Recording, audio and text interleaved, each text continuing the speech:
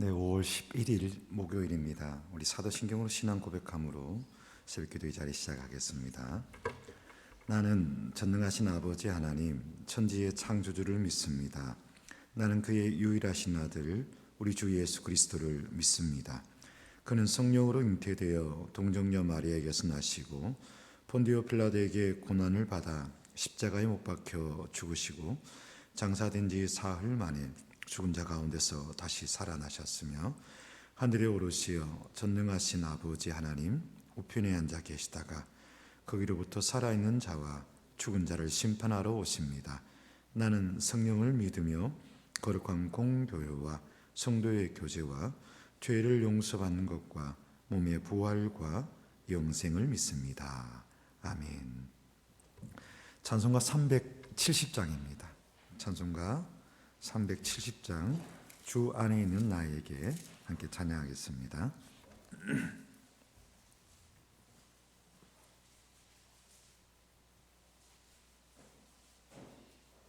찬송가 370장입니다. 함께 찬양하겠습니다.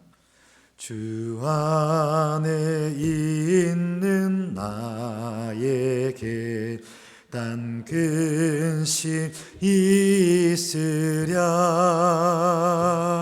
십자가 밑에 나아가 내 짐을 풀었네. 주님을 찬송하면서 할렐루야 할렐루야 내 앞길 멀고 험해도 나 주님만 따라가리. 그 음이 변하여 내 기도 되었고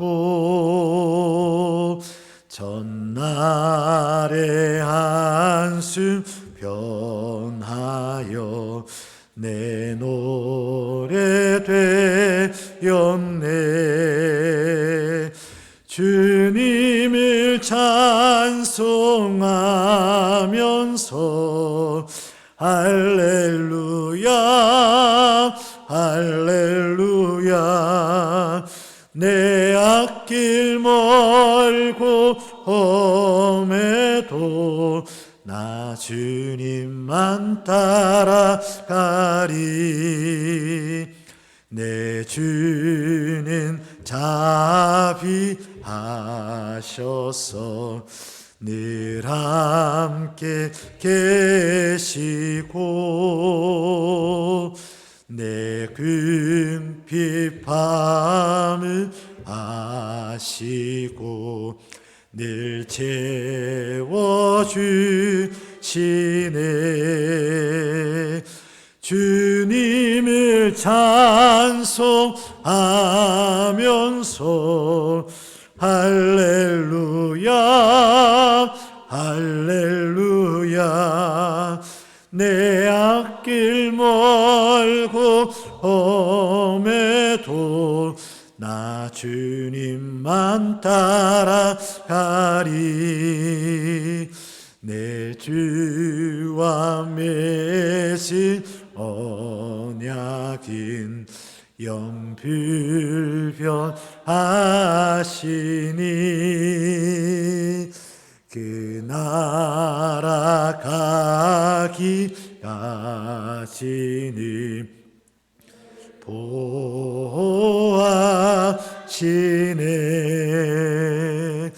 주님을 찬송하면서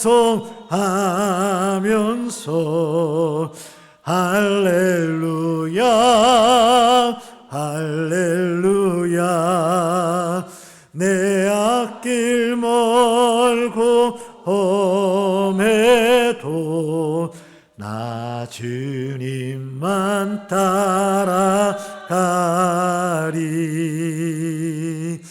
아멘. 하나님의 말씀 우리 출애굽기 16장입니다. 구약성경 106면 출애굽기 16장 우리 13절에서 21절까지 말씀 함께 봉독하도록 하겠습니다. 출애굽기 16장 13절에서 21절까지 말씀입니다. 함께 봉독하겠습니다. 저녁에는 메추라기가 와서 진에 덮이고 아침에는 이슬이 진 위에 있더니 그 이슬이 마른 후에 광야 지면에 작고 둥글며 썰이 같은 가는 것이 있는지라 이스라엘 자손이 보고 그것이 무엇인지 알지 못하여 서로 이르되 이것이 무엇이냐 하니 모세가 그들에게 이르되 이는 여호와께서 너희에게 주어 먹게 하신 양식이라. 여호와께서 이같이 명령하시기를 너희 각 사람은 먹을 만큼만 이것을 거둘지니 곧 너희 사람 수요대로 한 사람에 한 오멜씩 거두되 각 사람이 그의 장막에 있는 자들을 위하여 거둘지니라 하셨느니라. 이스라엘 자손이 그같이 하였더니 그 거둔 것이 많기도 하고 적기도 하나 오멜로 되어 본즉 많이 거둔 자도 남음이 없고 적게 거둔 자도 부족함이 없이 각 사람은 먹을 만큼만 거두었더라. 모세가 그들에게 이르기를 아무든지 아침까지 그것을 남겨두지 말라 하였으나 그들이 모세에게 순종하지 아니하고 더러는 아침까지 두었더니 벌레가 생기고 냄새가 난지라. 모세가 그들에게 노하니라. 무리가 아침마다 각 사람은 먹을 만큼만 거두었고 햇볕이 뜨겁게 쬐면 그것이 쓰러졌더라. 아멘. 하나님께서 우리에게 또 새날을 허락하여 주셨습니다. 새날 그 첫 시간 하나님 앞에 말씀의 자리에 또 귀한 성도들 만나 뵙게 되어 반갑고 감사하고 고맙습니다. 오늘 하루의 삶 가운데서도 하나님의 인도하심 속에서 주님과 동행하는 저와 여러분의 삶이 되시기를 간절히 축복합니다. 제가 나름 건강에 되게 많이 신경을 쓰는 사람입니다. 특별히 그래서 엄청나게 특별히 하는 건 아니지만 일단은 야식을 거의 안 먹습니다. 밤늦게 뭘 먹는 걸 웬만하면 삼가합니다. 그리고 가까이에서 운동할 수 있는 것들을 많이 좀 취합니다. 그래서 저희 집에 오면은 보시면 철봉이 늘 있습니다. 제 안방에 그 문 사이에 철봉이 늘 있습니다. 그래서 자고 일어나서 철봉에 한번 매달리고 자기 전에도 철봉에 한번 매달리고 들어갈 때 나갈 때 집에 있을 때마다 그냥 철봉에 한번 매달렸다 지나가는 그런 습관이 있습니다. 그렇게 하니까 이 어깨 근육이나 목 뒤에 통증 이런 것들 있지 않습니까? 이런 것들이 되게 저는 도움이 많이 되더라고요. 그다음에 전체적인 뼈 디스크나 이쪽으로 해가지고 허리 아픔과 이런 것들에 도움이 많이 되더라고요. 그래서 그걸 꼭 하고 폼롤러로 이렇게 되게 좋아합니다. 폼롤러 뭔지 아시죠? 둥글둥글하게 길쭉한 떡가래처럼 생긴 거 있지 않습니까? 그래서 그걸 가지고 집에서도 하고 사실 제가 사무실에도 폼롤러 하나 갖다 놨어요.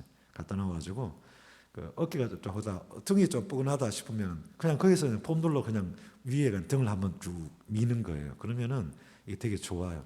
아니면 발목 펌프 운동을 하든지 그리고 요즘은 좀 많이 못 걷습니다만 하루 10,000보 이상은 꼭 걸으려고 했던 것 같습니다. 그리고 또 뭐 있나요? 아침 저녁으로 저울을 자주 올라갑니다. 저울이 자주 올라가면서 일정한 몸무게를 유지하려고 많이 노력을 합니다. 이 정도면 노력하는 거 맞나요? 그렇습니다.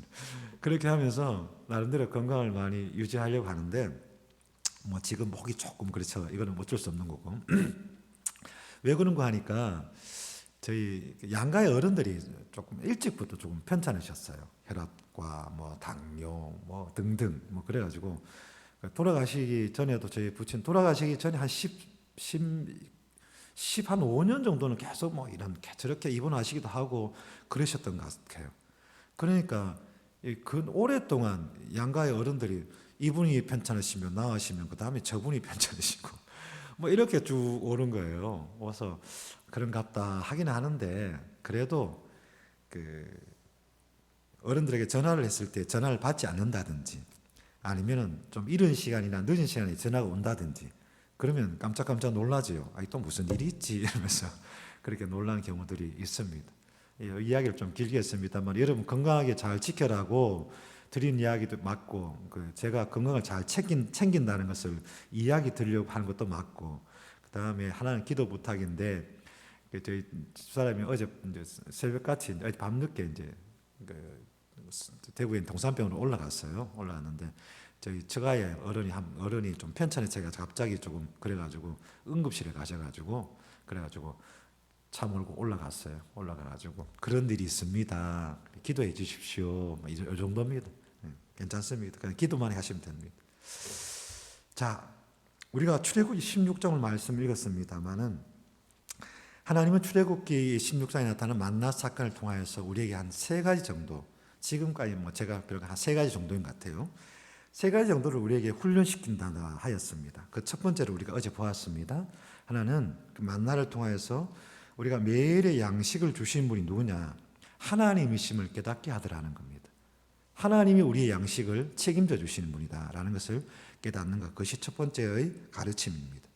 그 다음에 오늘 두 번째 그 가르침을 보려 하는데요. 두 번째는 뭐냐? 만나를 통하여서 하나님께서 우리에게 주시고자 하는 것은 뭐냐? 우리가 하나님의 말씀으로 사는 법을 가르치더라는 거예요. 하나님의 말씀으로 사는 법. 신명기 8장 3절에 이렇게 이야기합니다. 신명기 8장 그 다음에 6장에도 좀 중요한 말씀이 있는데 왜 하나님께서 보름이면 갈 수 있는 길을 40년 동안 헤매게 하셨는지 그 답도 신명기에서 이야기를 하고 있고요. 그 다음에 왜 그들에게 이 만나를 주셨는지 그에 대한 그 답을 주세요. 신명기 8장 3절 말씀에 이렇게 이야기를 해요. 너를 낮추시며 너로 줄이게 하시며 또 너로 많이 알지도 못하며 내 조상들도 알지 못하던 만나를 내게 먹이신 것은 사람이 떡으로만 사는 것이 아니요 여호와의 입에서 나오는 모든 말씀으로 사는 줄을 너로 알게 하려 하심이라 라는 말씀입니다. 그리고 그 긴 광야 생활 동안 그들에게, 그러니까 이스라엘 백성들이 가나안에 들어가서 첫 소출을 먹을 때까지 만나와 메추라기를 주셨거든요. 농사를 지어서 첫 소출이 나올 때까지 만나와 메추라기를 허락하여 주셨습니다. 광야 생활 쭉 만나와 메추라기로 그들을 먹이셨습니다. 그것을 통하여서 하나님께서 그들에게 깨닫기를 원하시는 건 뭐냐? 사람이 떡으로만 사는 것이 아니요 여호와의 입에서 나오는 하나님의 말씀으로 사는 것이다 라는 것을 깨닫게 하기 위하여서 만나를 먹이셨다라고 이야기하고 있습니다. 여러분, 우리는 떡에 매여 살기 쉬운 존재들입니다. 그렇죠? 물질에 대한 두려움 때문에 물질의 논리에 굴복하기 쉬운 우리들입니다. 그렇습니다. 그것이 지금 우리들의 모습입니다. 먹음직하고 보암직한 것에 약한 것이 원래 인간의 모습이었습니다. 창세기 모습을 바라보면 먹음직하고 보암직한 것이 약한 것이 인간이더라는 것이죠. 그런 인간입니다. 그렇기 때문에 사람이 떡으로만 사는 것이 아니라 여호와 입에서 나오는 모든 말씀으로 사는 것이야. 예수님도 광야에서 첫 번째 시험을 받으실 때 그 첫 번째 것이 이것이었지 않습니까? 돌들로 떡덩이를 한번 만들어 봐라 라는 것이었지 않습니까? 그러면 이 말씀을 외치면서 우리가 무조건 금욕적인 생활을 하며 문명의 이기들을 멀리하며 살아야 하는가? 여러분 어떻게 생각합니까? 유대인들 가운데도 이스라엘 유대인들 가운데도 그들의 나름의 그 말씀 앞에서 이렇게 나름대로 자기 나름대로 그 수위라 해야 되나 제가 표현을 어떻게 볼지 모르겠는데 따라서 조금 이렇게 나뉘는데 아주 보수적인 사람들이 있습니다. 아미시라고 하는 사람들이 있습니다. 그런 사람들은 차도 안 타요. 아직 마차도 타고요. 무조건 검은 옷만 입고요. 그 공동체 보셨어요? 가끔 아미시 공동체. 그 다음에 인터넷도 안 해요. 인터넷도 안 하고 동네에 무슨 일이 있으면 어떻게 하느냐? 동네 게시판에 전단지를 붙여요. 전단지를 붙여가지고 오늘 무슨 일이 있습니다. 이렇게 붙여요. 그렇게 문명의 이기도 사용하지 않습니다. 그렇게 하면서 살아가는 것이 하나님 뜻이다라고 그들은 고백을 합니다. 여러분들은 어떻게 생각하십니까? 아주 금욕, 청빈 이것만이 믿음의 생활이고 그렇게 살아가는 것이 믿음으로 다 훌륭한 것이다라고 생각하십니까? 저는 생각이 조금 다릅니다.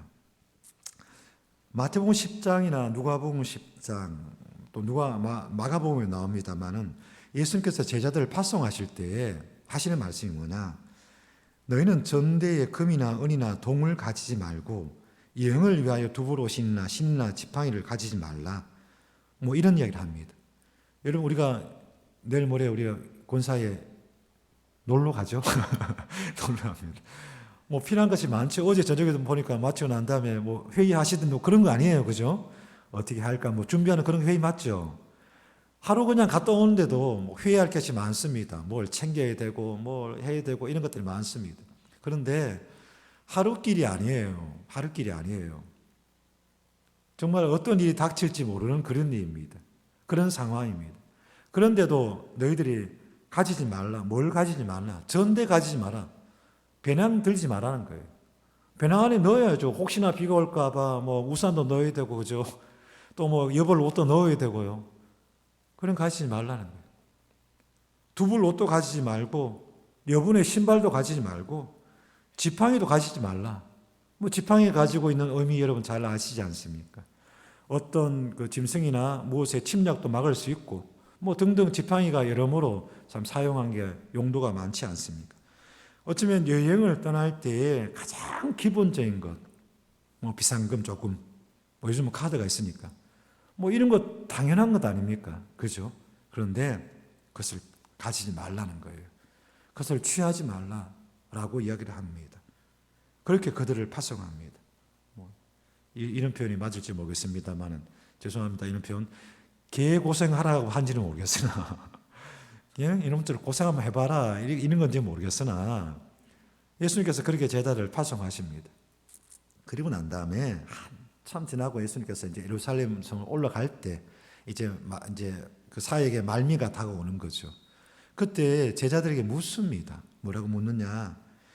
너희 전대에 주머니나 또 전대와 주머니와 신도 없이 보내었을 때에 너희가 부족한 것이 있었느냐? 라고 묻습니다. 부족한 것이 있었느냐? 라고 묻습니다. 그랬더니 그들이 뭐라고 대답하느냐? 아니요, 없었습니다. 없었다는 거예요. 전대나 지팡이나 여벌 옷이나 두 여분의 신발도 없이 그 길을 떠났는데 부족한 것이 있었느냐라고 물으니 부족한 것이 없었나이다 라고 이야기를 합니다. 그 다음 말씀이 중요해요. 그러면 그래 그럼 그러니까 알았지 계속 없이 살아 이게 아니고 어떻게 하느냐 이르시되 이제는 전대에 있는 자는 가질 것이요 배낭도 그리하고 검 없는 자는 겉옷을 팔아 살지어다 라고 하고 있습니다. 이제는 그것을 취하라 라는 것입니다. 그러면 왜 이제는 그것을 취하라 라고 이야기를 하십니까? 그것은 이런 것 아닐까요? 그 세상의 물질이 되었든 그 무엇이 되었든 거기에 끌려다닌 자가 아니라 그것을 끌고 갈 수 있는 자들, 그 중심에 하나님이 있고 그 중심에 하나님의 말씀이 있습니다. 사람이 떡으로만 사는 것이 아니요 여호와 입에서 나오는 모든 말씀으로 사는 것, 그것이 우리의 인생이고 믿음의 사람의 모습이라는 것을 깨달았더라는 것입니다. 그 확신이 있었다는 것입니다. 그 확신이 있었기에 그들에게 이제는 좋다.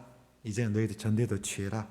주머니도 취하고 물질이 있으면 물질도 가지고 그걸 잘 활용하라는 것입니다. 여러분 그렇지 않습니까? 전대나 재물이나 두벌 옷이나 신이나 지팡이 이것이 나쁘고 좋은 게 아니잖아요. 어쩌면 하나님께서 우리에게 주신 좋은 도구지 않습니까? 좋은 도구지 않습니까? 그 좋은 도구를 마음껏 활용하여라 라는 마음으로 이제는 그것을 취하라 라고 말씀하신 것이겠지요. 물질은 쉽게 표현해서 돈은 우리의 삶과 신앙에서 매우 중요한 것입니다. 그것을 어떻게 사용하느냐에 따라서 그 삶과 신앙을 평가할 수도 있습니다.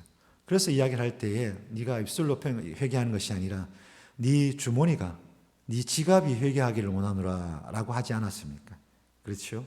우리의 지갑이 사실은 회개를 해야 그게 또 진실한 회개가 되는 거죠. 그래서 마태복음 6장 21절에서는 내 보물이 있는 곳에 내 마음도 있느니라 라고 말씀합니다.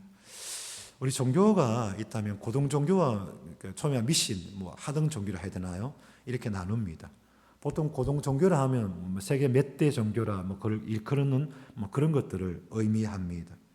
그런데 고등 종교로 나아가기 위해서는 몇 가지의 기본적인 원칙들이 있습니다. 기본적인 원칙들이 있는데 그게 뭐냐? 하나는 자기 부인이고 또 하나는 공공성입니다. 이에 대해서는 또 나중에 한번 기회를 봐서 이야기를 한번 드리겠습니다. 고등 종교로 나아갈수록 또는 나아가기 전 미신적인 그런 종교적일수록 기복적인 자세를 벗어나지를 못합니다.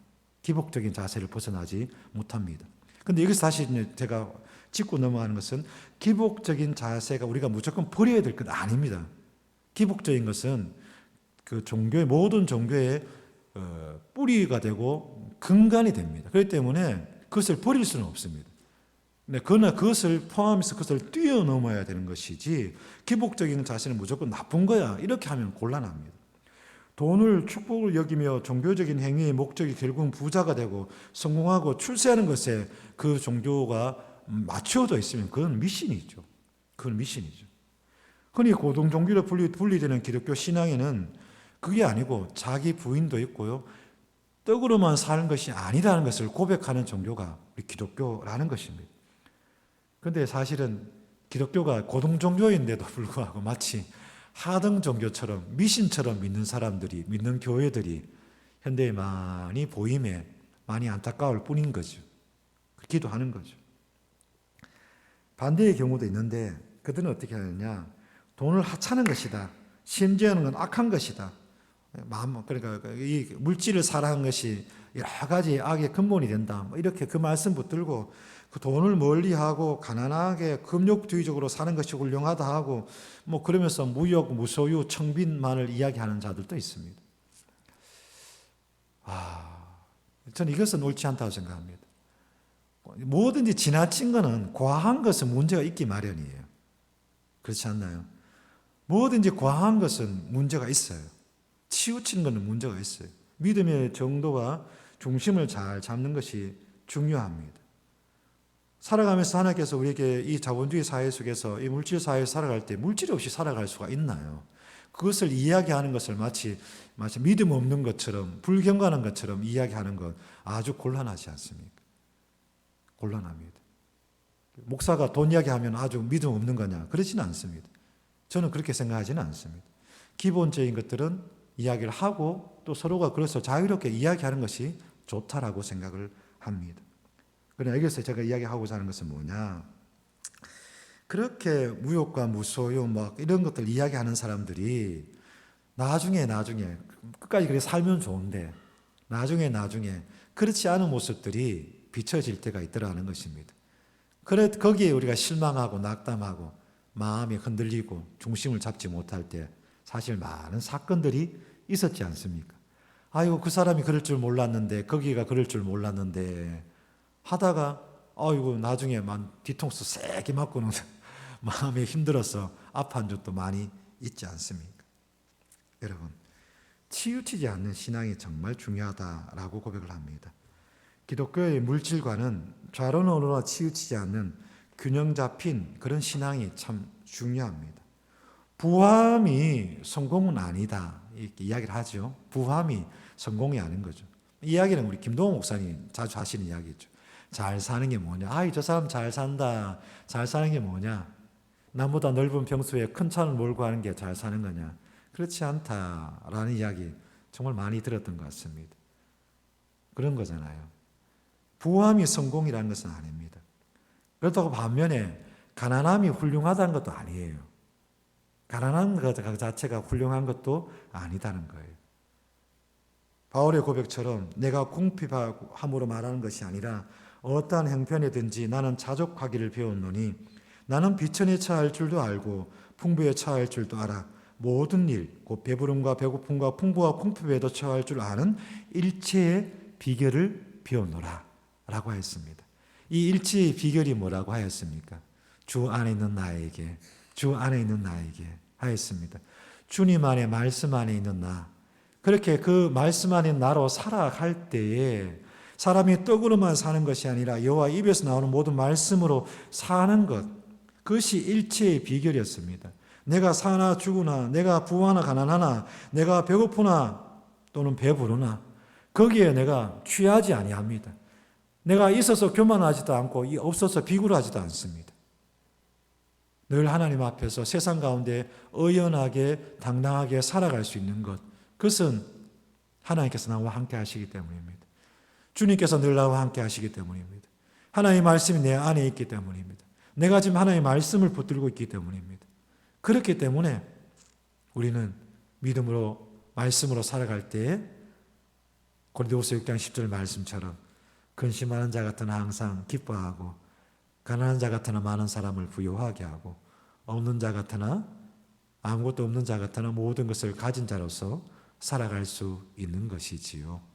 여러분, 오늘 또 그 일체의 비결을 마음에 간직하신 채 있어서 교만하지도 마시고 없어서 또 부족해서 너무 걱정하거나 또는 위축되지 마시고 믿음으로 힘차게 주님과 동행하는 저와 여러분 우리 모두의 삶이 되시기를 간절히 축복합니다.